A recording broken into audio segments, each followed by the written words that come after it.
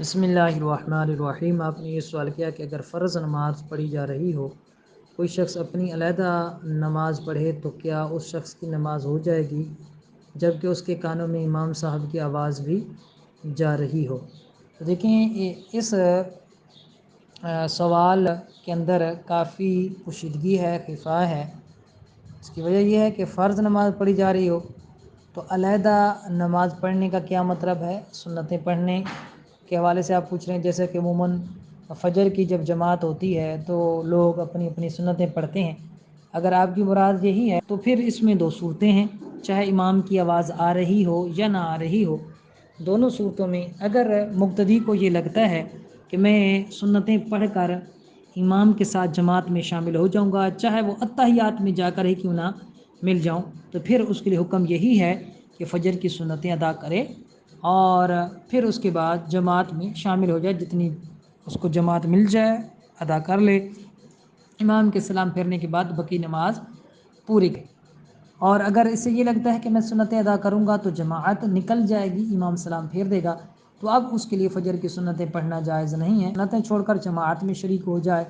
اور فجر کی سنتیں اس کے لیے اب مستحب یہ ہے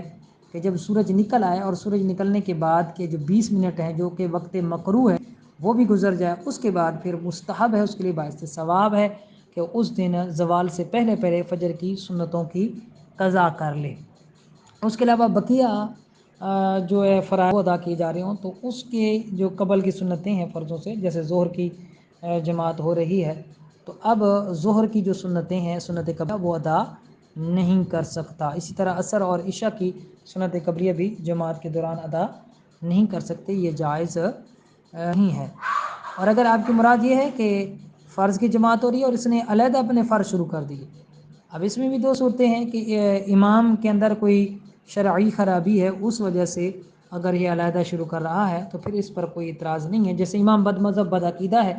یہ علیحدہ پڑھتا ہے، اس کے پیچھے نہیں پڑھتا، کوئی حرج کوئی مضحکہ نہیں ہے۔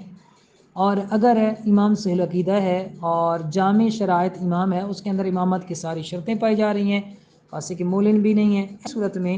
اگر وہ علیحدہ اپنے فرض پڑھے گا تو سخت گناہ گار ہوگا ترک واجب کی وجہ سے، کیونکہ جماعت کے ساتھ نماز پڑھنا اس پر واجب تھا، واجب کو ترک کرنے کی وجہ سے وہ گناہ گار ہوا۔ البتہ اس کی علیحدہ جو اپنی نماز ہے وہ نماز ہو جائے گی۔ واللہ اعلم ورسولہ اعلم عز وجل، وصلی اللہ علیہ وآلہ وسلم۔